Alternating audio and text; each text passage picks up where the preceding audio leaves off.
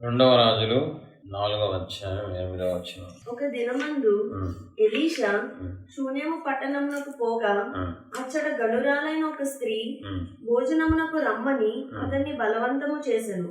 గనుక అతడు ఆ మార్గమున వచ్చినప్పుడల్లా ఆమె ఎంట భోజనము చేయుచూ వచ్చెను. కాగా ఆమె తన పెనిమిటిని చూచి, మన యొద్దకు వచ్చుచూ పోవచున్నవాడు భక్తిగల దైవజనుడని నేను ఎరుగుదును, కావున మనము అతనికి గోడ మీద ఒక చిన్న గది కట్టించి అందులో అతని కొరకు మంచము, బల్ల, పీట, దీపస్తంభము నుంచుదము. అతడు మన యొద్దకు వచ్చినప్పుడల్లా అందులో బస చేయవచ్చునని చెప్పాను. ఆ తరువాత అతడు అక్కడికి ఒకానొక దినమున వచ్చి ఆ గదిలో చొచ్చి అక్కడ పరుండెను. పిమ్మట అతడు తన దాసుడైన గెహజీని పిలిచి, ఈ షునేమీయురాలిని పిలువుమనగా, మహోన్నతుడ, వాక్యమైన దేవ, వాక్యం ద్వారా సూటిగా నాతో మీరు మాట్లాడమని అడ్డుపడుతున్న పాదనే సరిగ్గా కాల్చమని, వినగల చెవులు, గ్రహింపగల ప్రజలు మీ పిల్లలు దాచామని, మీ ఆత్మకారం జరిగించమని, మీ కుటుంబం మీ కుమార్తె విజ్ఞాపనం బట్టి మాత్రం అద్భుతం జరిగించమని అదనేసే పరిశుద్ధమైన నామకరణ. నిన్న దేవుడు మనతో సూటిగా మాట్లాడారు. సారేపతి విధవరాలు ఏ స్థితిలో ఉండి పరిచయం చేసింది, కరువులో ఉండి పరిచయం చేసింది, సమృద్ధి పొందుకుంది, దుఃఖంలో ఉండి పరిచయం చేసింది, ఆనందం సంపాదించుకుంది. ఈరోజు టాపిక్ వేరు. ఈరోజు పరిచర్యే, కానీ డిఫరెంట్గా నిన్నటికి ఆపోజిట్లో ఉంటుంది. నిన్న టాపిక్ ప్రకారం, నిన్న సబ్జెక్ట్ ప్రకారం లేని స్థితిలో పరిచర్య చేయాలి. ఇవాళ ఘనురాలు, కోటీశ్వరరాలు, మంచి భర్త, మంచి ఇల్లు, మంచి బలగం, మంచి బంధువులు అందరూ ఉన్నారు ఈవిడికి. ఈవిడ లేని వ్యక్తి కాదు. నిన్న వేరు, ఇవాళ వేరు. దేవుడు అన్ని రకాల ఎగ్జాంపుల్ మనకు చూపించారు. దేవునికి మహిమకరంగా. మరి దేవుని పిల్లారా, షునేమి పట్టణంలో ఒక ఘనురాలు అనే స్త్రీ ఉంది. ఈ స్త్రీకి ఒక ఆలోచన వచ్చింది. వేరే ఊరి నుంచి మన ఊరి మీద నుంచి వెళ్తూ ఒక దైవజనుడు, ఒక అసిస్టెంట్ ఉన్నారు కదా, వీళ్ళు చాలా దేవుని రాజ్యం కడతానికి కష్టపడుతున్నారే, దేవుడు ప్రజల కోసం ఎండనక వానక ప్రయాసపడుతున్నారే అని గమనించి చూసి ఒక నిర్ణయం తీసుకుంది. వెళ్ళేటప్పుడు దైవజనుడు ఇటు పిలిచింది ఇంటికి. మాస్టర్ గారు ఇటు రండి. ఏంటమ్మా బాగున్నారా, మీ ఆయన మీరు? బాగున్నాం, కానీ ప్రతిసారి ఇటువైపు వచ్చినప్పుడల్లా మా ఇంటికి రావాలి. దేనికమ్మా? భోజనం చేసి ఆతిథ్యం తీసుకొని కొంతసేపు రెస్ట్ తీసుకొని మీరు వెళ్ళాలి. మీరు ఏం చేస్తున్నారండి? దేవుని రాజ్యం కడుతున్నారండి. మీరు దేవుని సేవకుడు అండి, దేవుని దైవజనుడు అండి మీరు. అది మాకు ఎంతైనా మంచిదండి. మేము ఎంతో పొందుకుంటున్నాం దేవుడి ద్వారా. మాకు ఈరోజు మంచి ఇల్లు, భర్త ఇవన్నీ ఇచ్చారంటే దేవుడే కదా. దేవుడు రుణం ఎలా తీర్చుకోగలం? ఏమిచ్చి రుణం తీర్చుకోగలం?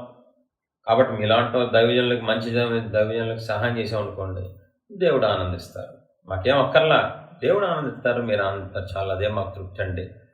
ఆ మాట చూడండి. దైవజనుడిని బలవంతం చేసిందంట. పరిచర్య మీద ఎంత ఆసక్తి చూసారా?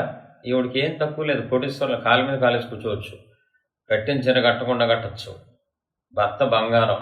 వెళ్ళి ఏమండి ఏంటమ్మా, ఏం చెప్పు, మనకు ఇటువైపు వెళ్తున్నాడే, మన ఇంటికి అప్పుడప్పుడు భోజనం చేస్తున్నాడు ఓ పాస్టర్ గారు, సూపర్ దైవజనుడు అండి, మంచి అభిషేకం ఉన్న సేవకుడు అండి.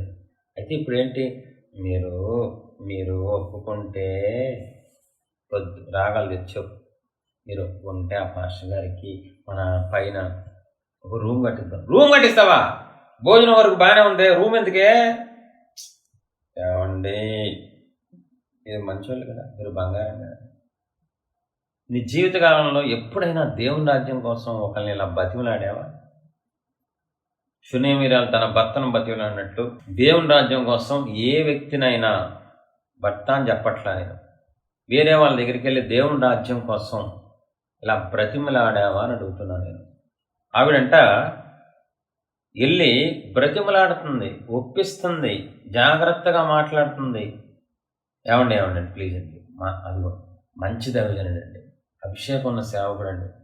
ఎవరి దగ్గర నా దగ్గరికి వెళ్ళి, అమ్మ మంచి మినిస్ట్రీ అమ్మ, మంచి సహవాసం అమ్మ, అక్కడికి వచ్చి అనేక వందల మంది విడుదల పొందుకుంటున్నారమ్మా, వాక్యం సూపర్ అమ్మా, మనం కూడా ఏదైనా చేద్దామమ్మా మందిరానికి, మనం కూడా ఏదైనా చేద్దామమ్మా దేవుని రాజ్యానికి నాకేం పట్టింది, ఆడు చేసుకుంటాడు దైవజనుడు, విశ్వాసులు ఉంటారులే, ఆ ప్రచారకులు ఉంటారులే, వీళ్ళు ఉంటారులే. ఆవిడ చూడండి, కోటేశ్వరరాలు, ఆవిడకి ఏం తక్కువ లేదు, ఆవిడకి అందరూ అన్నీ ఉన్నాయి, తన భర్త ఉన్నాడు, మంచి ఇల్లు ఉంది, మంచి పొజిషన్ ఉంది, తన స్వజనుల్లో ఉన్నానని చెప్పిద్ది, బంధాలు అన్నీ ఉన్నాయి.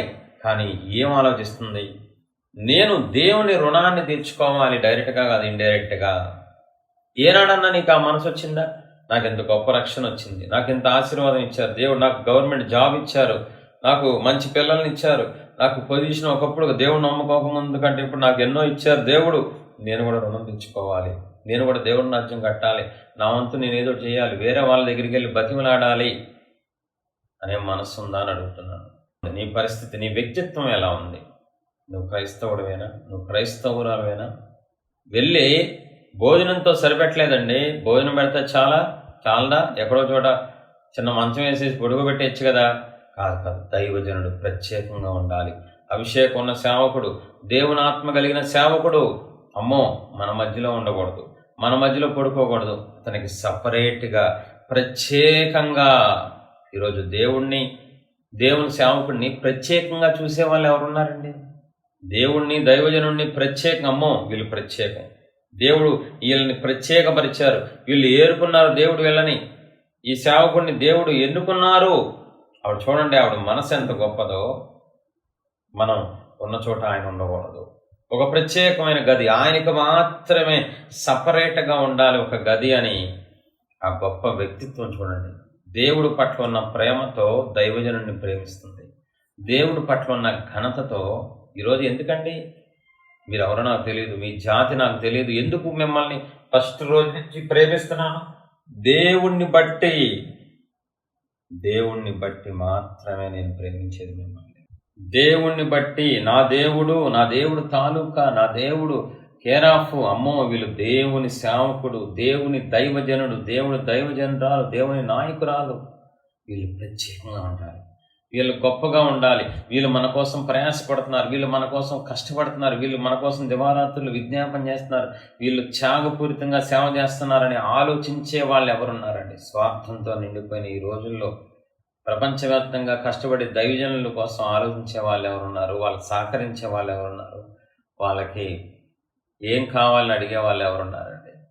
వాడు దొబ్బటం ఎలా వాడుకోవాలి, అభిషేకం ఉన్న సేవకుడి దగ్గర ఎలా పొందుకోవాలి, ఎలా స్వస్థతలు, ఎలా విడుదల పొందుకోవాలి, ఇవే గోల. కానీ ఆ పాస్టర్ గారికి, ఆ దైవజనుడికి ఏం లోటు ఉంది, ఏం అవసరం? ఆవిడ చూడండి, ఆవిడ ఎంత గొప్ప వ్యక్తిత్వం అంటే, దేవుడు నాకు నేర్పించిన మర్మం ఏంటి తెలుసా? ఆవిడ ఎంత లోతుగా ఆలోచించిందంటే, ఈ ఊరి మీద నుంచి వెళ్ళాడంటే పాస్టర్ గారు, ఈ ఊళ్ళో ఎక్కడో చోట బస్ చేసి తింటాడు, ఆరోగ్యం పాడైపోద్ది, హోటల్ ఫుడ్ పడదు, కాబట్టి నేను ఆయనకి, దైవజనుడికి, తండ్రి సమానుడు అయిన ఆయనకి మంచి భోజనం పెట్టాలి. ఎంత లోతుగా ఆలోచిస్తే ఊర్లో వెళ్ళే వాళ్ళకి పిలిచి భోజనం పెట్టిద్దండి పాస్టర్ గారికి. మీరు మీ దైవజనుడికే భోజనం పెట్టరు, మీ ఆత్మీయ తండ్రినే గౌరవించరు, మీ ఆత్మీయ తండ్రినే ప్రత్యేకంగా చూడరు. వాళ్ళ దైవజనుడు అని కాదు, వేరే ఊరి నుంచి ఒక దైవజనుడు. ఆవిడ మనసు తల్లి మనసు అండి, గొప్ప మనసు. ఆరోగ్యం పాడైపోద్ది పాస్టర్ గారికి, ఆరోగ్యం పాడైపోతే సేవ చేయలేరు, సేవ చేయకపోతే ఎంతోమంది నాలుగు నష్టపోతారని ఎంత లోతుగా ఆలోచించి మంచి భోజనం పెడుతుందండి. మంచి భోజనం పెడుతుంది, సాటిస్ఫై అయిందని మీరు ఎలా చెప్పగలరు అన్నయ్య? ఆ తర్వాత చదువుకోండి, చదువు. ఎంత భక్తి శ్రద్ధలతో ఆ మాట నన్ను చాలా కదిలిస్తుంది. దైవజనుడు ఏమంటున్నాడు? పిమ్మట అతడు తన దాసుడైన గెహజీని పిలిచి, ఈ షునేమీయురాలిని పిలువమనగా వాడు ఆమెను పిలిచెను. ఆమె వచ్చి అతని ముందర నిలవబడినప్పుడు అతడు, నీవు ఇంత శ్రద్ధాభక్తులు మా యందు కనుపరిచితివి. చూడండి, ఇంత శ్రద్ధాభక్తులు, ఇంత శ్రద్ధగా నువ్వు ఇంతగా పరిచయం చేస్తున్నావే అంటే దైవజనుని హృదయం ఉప్పొంగిపోతుంది. ఆవిడ చూడండి, షునేమీయురాలు ఎందుకు అంత గొప్పగా బైబిల్లో రాయించబడిందంటే, అమ్మో ఈ దైవజనుడు బయట తింటే ఆరోగ్యం పాడైపోతుంది, ఈ దైవజనుడిని కాపాడుకోవాలి, దేవుడి పేరట ఈ దైవజనుడిని రక్షించుకోవాలి. ఎస్తేరు గ్రంథంలో యోధా జాతిని హామాను నశింపజేద్దాం, చంపేద్దామని ప్లాన్ చేస్తే ఎస్తేరు ప్రాణాలకు తెగించి కాపాడుకుందండి. పౌల్ని గోడ దాటించి కాపాడుకున్నారండి. తన శిష్యులు మంచి మంచి దైవజనుల్ని కాపాడుకోవాలి, మంచి మంచి దైవజనుల ఆరోగ్యాన్ని కాపాడాలి, మంచి మంచి దైవజనుల కోసం ఆలోచించాలి. నీ వ్యక్తిత్వం మారాలి. నీ వ్యక్తిత్వం సరిగ్గా లేదు. దేవుడు నీతో సూటిగా మాట్లాడుతున్నారు. పరిచర్య అంటే శ్రద్ధగా చేసేది పరిచర్య అండి, భక్తితో చేసేది పరిచర్య, దేవుడి మీద ఉన్న భక్తితో భావంతో చేసేది పరిచర్య. నీకు నచ్చినట్లు నీ ఇంట్లో చేసినట్లు, నీ మొగుడు దగ్గర ప్రవర్తించినట్లు, నీ చెల్లి దగ్గర ఉన్నట్లు ఇక్కడ ఉండకూడదండి. ఇది మినిస్ట్రీ, ఇంటర్నేషనల్ మినిస్ట్రీ. ఇది ప్రపంచవ్యాప్తంగా ప్రజల విడుదల కోసం, ప్రజల స్వస్థత కోసం, నలిగిపోతున్న వాళ్ళ కోసం, చనిపోయే వాళ్ళని బ్రతికించడం కోసం, నిష్ప్రయోజకుల్ని ప్రయోజకులుగా చేయడం కోసం ఒక ఉద్దేశంతో, సంకల్పంతో ఏర్పాటు చేయబడిన మినిస్ట్రీ అండి. ఆవిడ పరిచర్య ఎలా ఉంది, నీ పరిచర్య ఎలా ఉంది? ఆవిడ వ్యక్తిత్వం ఎలా ఉంది, నీ వ్యక్తిత్వం ఎలా ఉంది? ఆవిడ ఆలోచన తీరు ఎలా ఉంది, నీ ఆలోచన తీరు ఎలా ఉంది? అర్ధరాత్రులు ఫోన్ చేసి ఆరోగ్యం బాగైపోతే, అన్నయ్య జీవితం, అన్నయ్య ఆరోగ్యం అసలే బాగోదు కదా, ఎప్పుడు పడితే అప్పుడు ఫోన్ చేయటం, అర్ధరాత్రులు ఫోన్ చేయటం, చెప్పిన సోదే చెప్పటం. ఎవడెడిపోతే నాకేంటి, నేను హ్యాపీ. ప్రేమతో చేసిందండి షునేమీరాల పరిచర్య దైవజనుడికి. ఏంటండి పరిచర్య? నీకు నచ్చినట్లు, నీకు అనుకూలంగా ఉన్నట్లు ఇసుక్కుంటూ సొనుక్కుంటూ చేసేది పరిచర్య కాదండి. నేను కూడా పరిచర్య చేస్తున్నాం కదా, ఏం నువ్వు చేసేది పరిచర్య? నీ పరిచర్యకి 0 మార్కులు వేస్తారు దేవుడు. ఇంకా చెప్పనా, -, మార్కులు వేస్తారు. నీ పరిచర్య వల్ల శాపాలు వస్తున్నాయి. సరిగ్గా చదువుకోండి వాక్యం. యెహోవా పని శ్రద్ధగా చేయకపోతే శాపం వచ్చేస్తంట. యెహోవా పని శ్రద్ధగా చేయాలంట. దేవుడు పని, బాబోయ్, ఇది దేవుడు చూస్తున్నారు. దేవుని సేవకులతో మాట్లాడేటప్పుడు, పరిచర్య చేసేటప్పుడు, వంట చేసి పెట్టేటప్పుడు, ఏర్పాట్లు చేసి పెట్టేటప్పుడు ఇది అమ్మో, ఇది దేవుడు మినిస్ట్రీ, దేవుడు సహవాసం. ఎవరికుంది ఈ రోజుల్లో ఆ భయం?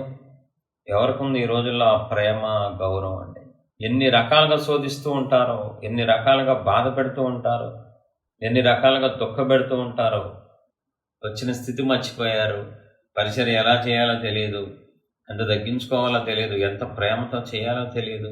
ఆలోచించేవాడు ఎవడున్నాడు? షునేమీరాలు ఆలోచిస్తుంది. ఈ దైవజనుడు ఊర్లో ఎక్కడన్నా వెళ్ళి, ఎక్కడన్నా సత్రంలో తింటే, ఎక్కడ పడితే అక్కడ తింటే ఆరోగ్యం పాడైపోద్ది. ఈయన ఆరోగ్యం పాడైపోతే ప్రజలకు ఏమీ చేయలేడు. ప్రజలకు ఏం చేయకపోతే ప్రజలు నష్టపోతాయి. ఎంత దూరం ఆలోచిస్తుందండి షునేమీరాలు, ఎంత దూరం ఆలోచిస్తుందండి షునేమీరాలు. చేస్తున్నారు కానీ శ్రద్ధ ఏది, భక్తి ఏది, భయం ఏది? షునేమీరాల ద్వారా దేవుడు మనతో మాట్లాడుతున్నారు. మన పరిచర్య ఎలా ఉందో షునేమీరాలని పక్కన పెట్టి చూపిస్తున్నారు. ఎందుకు? ఆవిడని ఎవడడిగాడు? ఆవిడ ఎవడ కొట్టాడండి? ఆవిడ్ని ఎవడడిగాడండి? ఆవిడ తనకు తానుగా చేస్తుంది. తనకు తానుగా, ఇది నా భాగ్యం, ఇది నా ధన్యత. ఈ రోజుల్లో నా భాగ్యం, నా ధన్యత అని చేసేవాళ్ళు ఎవరున్నారండి? పరిచర్య ఏమిస్తావు, నాకేమొస్తాయి? అది కూడా సరిగ్గా చేసి సావరు. అది సనువుతో చేస్తారు. 3 రోజులు ఉన్నది 3 రోజులు చేయరు. ఒక క్రమం ఉండదు. పాపాలు ఒప్పించడంలో క్రమం ఉండదు. ఎవరు? అభిషేకం ఉన్నవాళ్ళు, సువార్త చెప్పే వాళ్ళకి క్రమం ఉండదు. డబ్బులు అడిగితే 2-3 సార్లు ఫోన్ చేసి ఎగ్జాంపుల్ చూపించి, ఫోటోలు చూపించి, ఒక క్రమం ఉండదు, ఒక పద్ధతి ఉండదు. ఏదో చేసాం పరిచర్య, ఏదో చేసాం, అన్నాడు కాబట్టి చేసాం, చెప్పాడు కాబట్టి చేసాం. ఆ మాట చిన్నగా మీకు అనిపించవచ్చు, దాంట్లోనే ఆకాశం అంత అర్థం ఉంది. మేం చెప్పాలి నీ పరిచర్య సూపర్ అని. ఎలీషా చెప్తున్నాడు. ఎలీషా అంటున్నాడు, ఇదిగో అమ్మా, ఇంత శ్రద్ధ భక్తులతో చేస్తున్నావు, దేవుడు మెచ్చుకోవాలి, తర్వాత దైవజనుడు మెచ్చుకోవాలి. మీకు మీరే డబ్బా కొట్టుకోవడమే, మీకు మీరే సూపర్ చేశాను, నా పరిచయం బాగుందన్నయ్య, నేను బాగా డెవలప్ అయ్యానన్నయ్య, నీ డబ్బా నువ్వు కొట్టుకో, మాకు పోతావు. అక్కడ షునేమీరా చెప్పిందా నేను బాగా వంట చేశాను, నేను కాబట్టి పిలిచాను చెప్పింది? ఎక్కడ మాట్లాడిందా? దైవజనుడు పిలిచి ఆనందం తట్టుకోలేక హృదయం ఉప్పొంగిపోతుంది దైవజనుడికి. చదవమ్మా. చేసిన పరిచర్యను బట్టి అన్ని ఆలోచించాడు. ఎంతమంది ఊళ్ళో ఎంతమంది ఉండగా నన్ను ఈవిడే ఎందుకు పిలిచింది? ఆయన దేవునాత్మ కలిగిన దైవజనుడు అండి, అన్నీ ఆలోచిస్తాడు. ఎందుకు ఎంత ప్రయాసపడుతుంది నా కోసం? నీవు ఇంత శ్రద్ధ భక్తులు మా యందు కనపరిచితివి, నీకు నేనేమి చేయవలెను? రాజుతోనైనను సైన్యాధిపతితోనైనను నిన్ను గూర్చి నేను మాట్లాడవలెనని కోరుచున్నావా అని అడుగమని గెహజీకి ఆజ్ఞ ఇయ్యగా, వాడు ఆ ప్రకారం ఆమెతో అనెను. అందుకామె, నేను నా స్వజనులలో కాపరమున్నానెను. ఎలీషా ఆమె నేనేమి చేయ కోరుచున్నదని. చూడండి, ఇక్కడ చాలా కొత్తగా, ఆశ్చర్యంగా, వింతగా ఉంటుంది ఈ సమాధానం. పిలుస్తాడు ఎలీషా దైవజనుడు. బాగా పవర్ఫుల్ అభిషేకం ఉన్నవాడు, భౌతికంగా రాజుతోనే డైరెక్ట్గా దేశ ప్రధానమంత్రితోనే మాట్లాడగల కెపాసిటీ ఉందన్నమాట. ఐరన్ సేవకుడైన పిలిచి నాకెంత భోజనం పెట్టావు తల్లిలాగా, బాధ్యతగా నాకు ఒక తల్లి కొడుకు కోసం ఏర్పాటు చేసినట్లు మంచం, దీపస్తంభం అన్నీ నాకు నా శిష్యుడికి కూడా చేసి పెట్టావు. పిచ్చి లెగుస్తుంది నిన్ను చూసి. ఏం కావాలి నీకు? రాజుతో ఏమైనా మాట్లాడమంటావా? మీ ఆయనకి మంచి ఉద్యోగం ఇప్పించమంటావా అని అవన్నీ అడిగితే మనమైతే 100 కోరికలు కోరుకుంటాం. కానీ ఆవిడేమంటుంది తెలుసా? దైవజనుడా, నా స్వజనంలో నేను ఉన్నాను, నేను అందరి మధ్యలో బంధువులు, నాకు అంత బలగం ఉంది. ఇక్కడ కోటీశ్వరరాలు, గనురాలు, రూమ్ కట్టించేంత డబ్బున్న వ్యక్తి ఇప్పుడు బలగం ఉన్న వ్యక్తి. ఎందుకు చేస్తుంది? అయ్యా అయ్యా అయ్యా నాకు లోటు ఉంది అయ్యా, ఒకటి తీర్చమంటుందా? అడగట్లా. నాకు పిల్లలు లేరు ప్రభువా, దైవజనుడా నాకు పిల్లలు లేరు అని అడుగుతుందా? అడగట్లా. పిలిచాడు దైవజనుడు, అమ్మా ఏం కావాలి నీకు?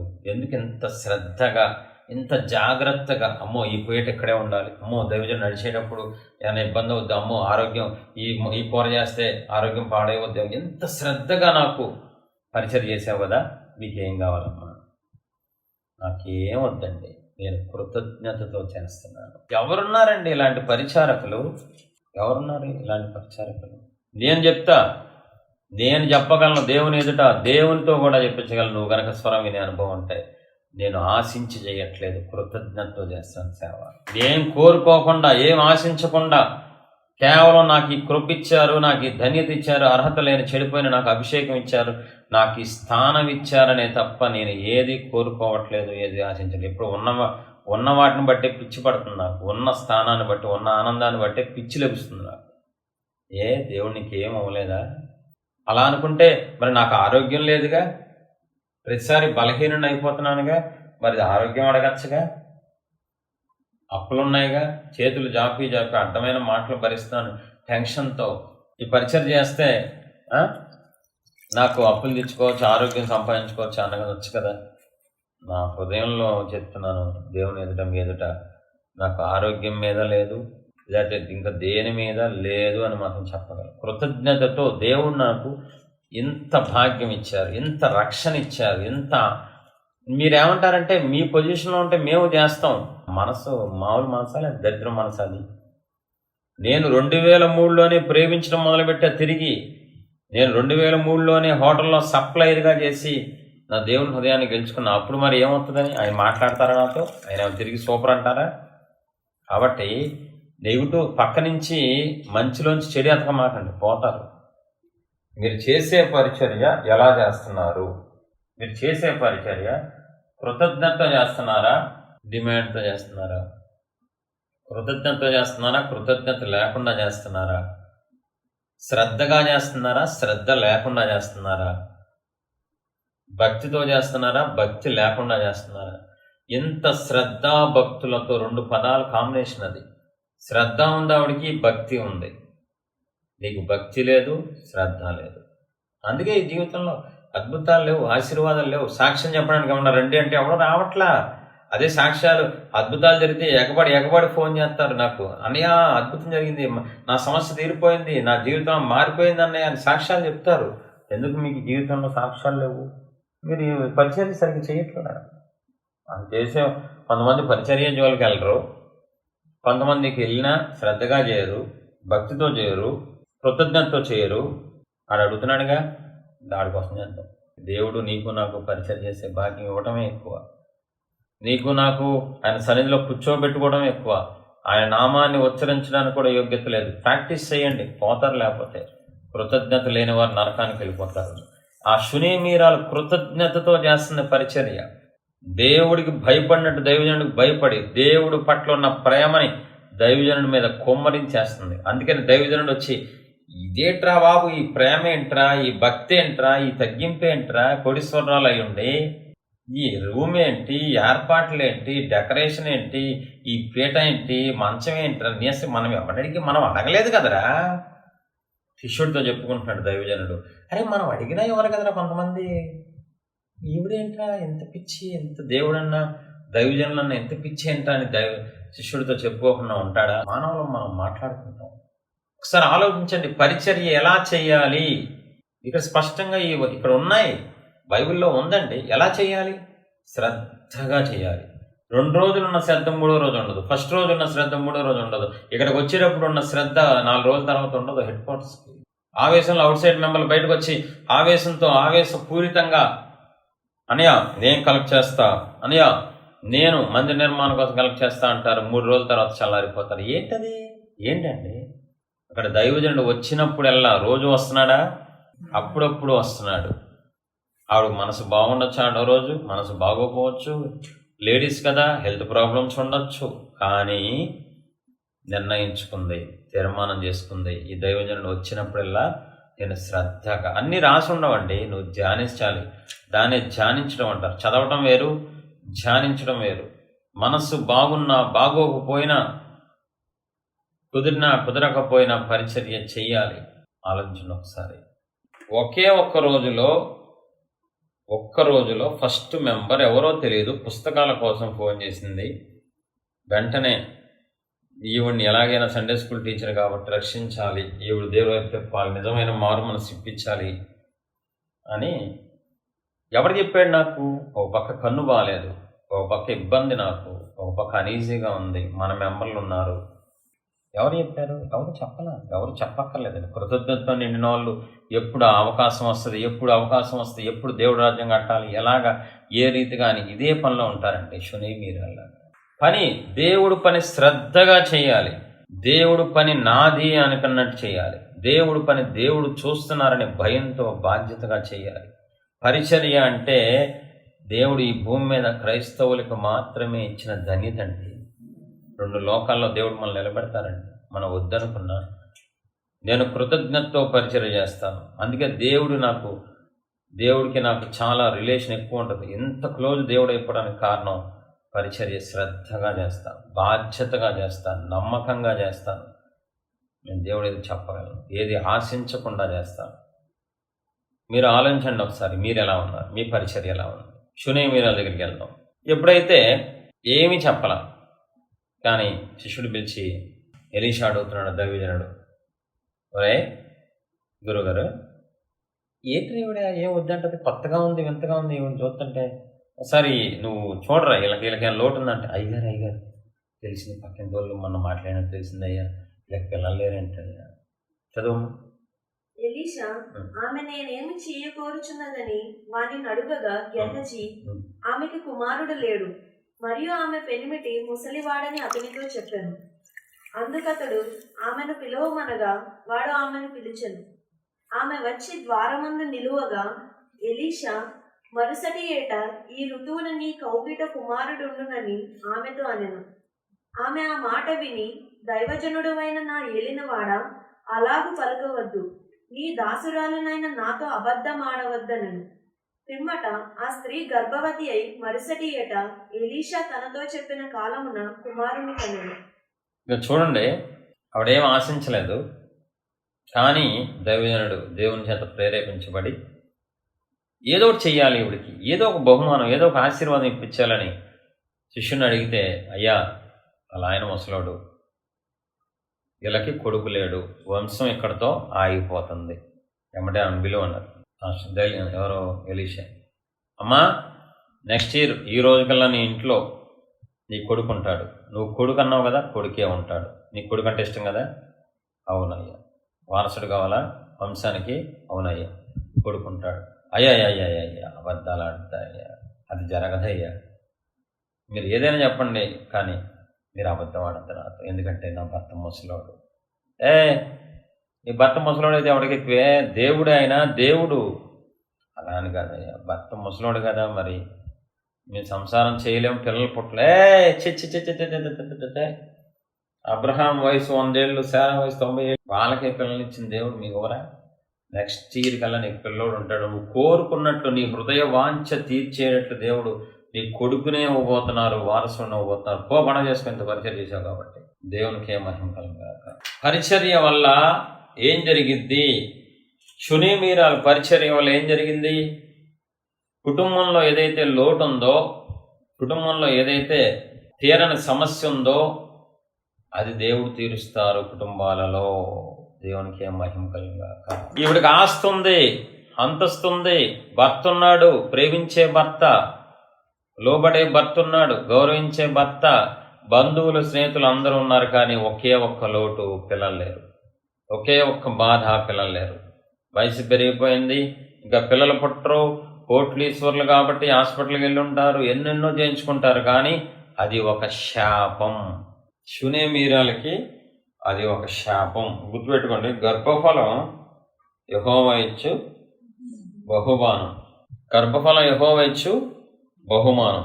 దేవుడు పెళ్ళైన సంసారం చేసిన ప్రతి ఒక్కరికి పిల్లల్ని ఇస్తారు. కానీ శాపం ఉంటే ఎవరు? శాపం అడ్డుపడితే ఆశీర్వాదానికి. అది అన్యులకైనా క్రైస్తవులకైనా. అన్యులకి పిల్లలు లేని వాళ్ళు ఉన్నారు, క్రైస్తవుల పిల్లలు లేని వాళ్ళు ఉన్నారు. శాపం ఉన్నప్పుడు వాళ్ళు కానీ వాళ్ళ పితరులు చేసిన పాపం వల్ల శాపం వస్తుంది. ఆ శాపం ఉంటే పిల్లలు పుట్టరు. ఇప్పుడు ఏం జరిగింది? పరిచర్య వల్ల, శ్రద్ధగా పరిచర్య చేయటం వల్ల, నమ్మకంగా పరిచర్య చేయటం వల్ల, ఖర్చు పెట్టడం వల్ల. మరి గోడ కట్టించాలంటే ఖర్చు అవ్వదా?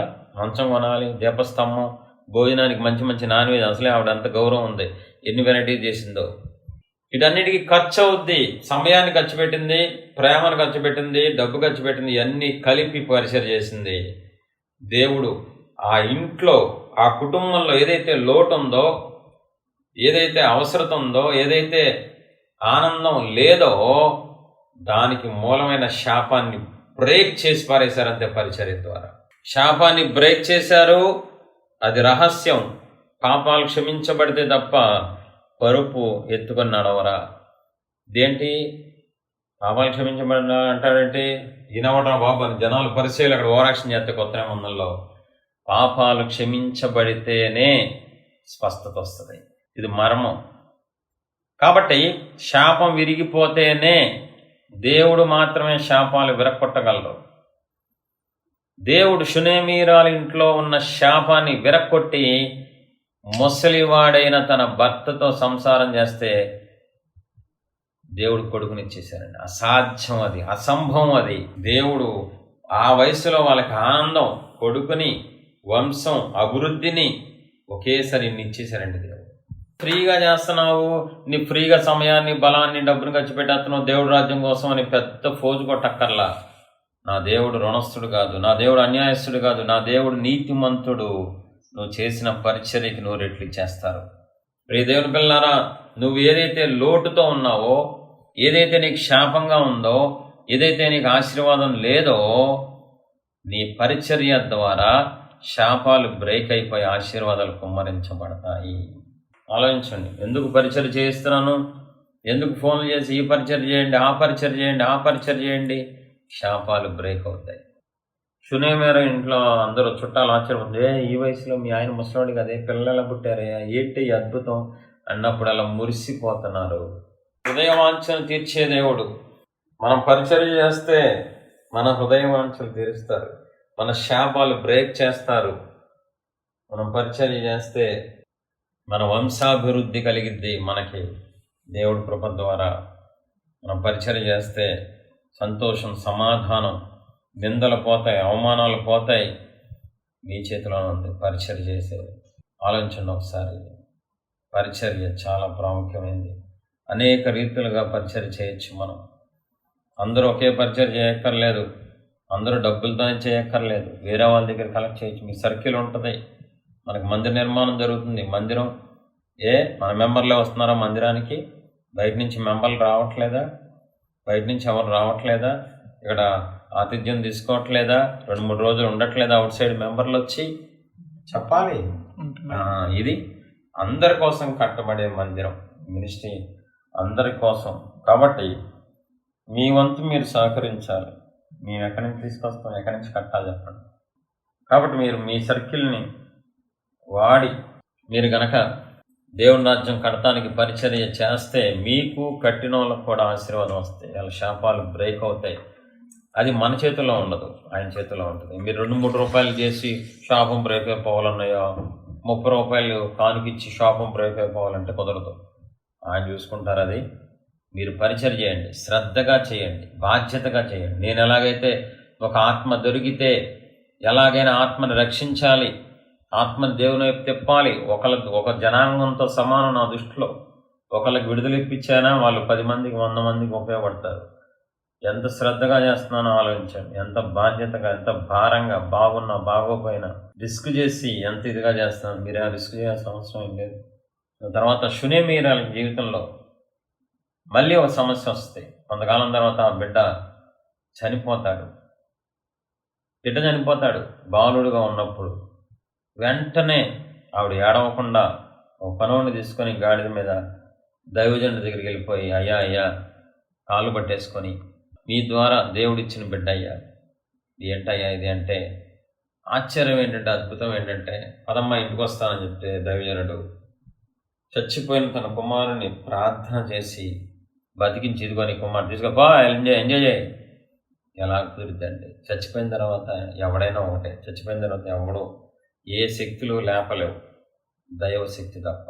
చూడండి, పరిచర్య చేయటం వల్ల వంశాభివృద్ధి జరిగింది, అద్భుతం జరిగింది, నింద పోయింది, శాపం పోయింది. ఆ తర్వాత సమస్య వస్తే, ఆ తర్వాత ప్రాబ్లం వస్తే దేవుడు ఆ సమస్యకు కూడా పరిష్కారం ఇచ్చారు. మధ్యలో వదిలేసే దేవుడు కాదు. నీకు వివాహంలో దేవుడు చేస్తే, దేవుడి చిత్తంలో నువ్వు పరిచర్య ద్వారా ఏమన్నా పొందుకుంటే, వాటిల్లో ఏదైనా సమస్య వచ్చినా కూడా దేవుడు కలగజేసుకొని అద్భుతం చేసి విడిపిస్తారు, రక్షిస్తారు, కాపాడే దేవుడిని కలిగి ఉన్నాం. పరిచర్య ద్వారానే షునేమీరాలు కొడుకును కనింది. పరిచర్య ద్వారానే షునేమీరాలు చచ్చిపోయిన కొడుకును సంపాదించుకుంది. మరి మీరు ఎలా ఉన్నారు? పరిచర్య అంటే పారిపోయే వాళ్ళు ఉన్నారు, పరిచర్య అంటే అసహించుకునే వాళ్ళు ఉన్నారు, పరిచర్య అంటే చిరాగ్గా ఉండే వాళ్ళు ఉన్నారు, పరిచర్య గురించి నేను చెప్పినప్పుడల్లా బోరు కొడుతుంది మాకు అనేవాళ్ళు ఉన్నారు. పరిచర్య అంటే దైవజనుడు స్వార్థం కోసం చెప్తున్నాడు, దైవజనుడికి ఏదో లాభం ఉంది అని అనుకునే వాళ్ళు ఉన్నారు. చేసే పరిచర్య 2 రోజులు ఒక రకంగా, మిగతా 3 రోజులు శ్రద్ధ లేకుండా చేసేవాళ్ళు ఉన్నారు మీలో చాలామంది. వాక్యం ద్వారా సూటిగా మనతో మాట్లాడిన దేవునికి మహిమ కలుగునుగాక. మీరు ఆత్మీయ జీవితంలో ఎదగాలనుకున్నా, పాపాలు ఎలా ఒప్పుకోవాలో తెలుసుకోవాలనుకున్నా, ఆత్మీయ సందేహాలు మీకు ఉన్నా, మీ జీవితంలో దేవుని చిత్తం తెలుసుకోవాలనుకున్నా, దయచేసి ఈ వీడియో క్రింద కామెంట్ ద్వారా కానీ ఈమెయిల్ ద్వారా కానీ తెలియజేయగలరు. మా ఈమెయిల్ ఐడి premaswarupiministries@gmail.com. ప్రేమాస్వరూపి మినిస్ట్రీస్లో ప్రతిరోజు ఉదయం 5:30 నుండి 6:30 వరకు జరిగే స్తుతి ఆరాధనలో పాల్గొని దేవుడు ఇచ్చే విడుదల, దీవెన, ఆశీర్వాదం పొందుకోండి. దయచేసి ప్రతి ఒక్కరూ జాగ్రత్తగా వినండి. కామెంట్లో కానీ ఈమెయిల్లో కానీ మీ సెల్ నంబర్ పెట్టడం మర్చిపోవద్దు, మీ ఫోన్ నంబర్ పెట్టడం మర్చిపోవద్దు. మేము ప్రార్థన చేసి దేవుని చిత్తంలో ఉన్న ప్రతి ఒక్కరికి ఖచ్చితంగా మేమే ఫోన్ చేస్తాము. అనేక మందికి ఈ వీడియో షేర్ చేసి దేవుడిచ్చే ఆశీర్వాదం పొందుకోండి. మీకు ఆత్మీయ స్తుతులు, ఆత్మీయ పాటలు, ఆత్మీయ సందేశాలు, ఆత్మీయ సత్యాలు కావాలనుకుంటే మా ఛానల్ని సబ్స్క్రైబ్ చేయండి. మా ఛానల్ నోటిఫికేషన్స్ కొరకు బెల్ని క్లిక్ చేయండి. దేవుడు మిమ్మల్ని దీవించి ఆశీర్వదించునుగాక. ఆమెన్.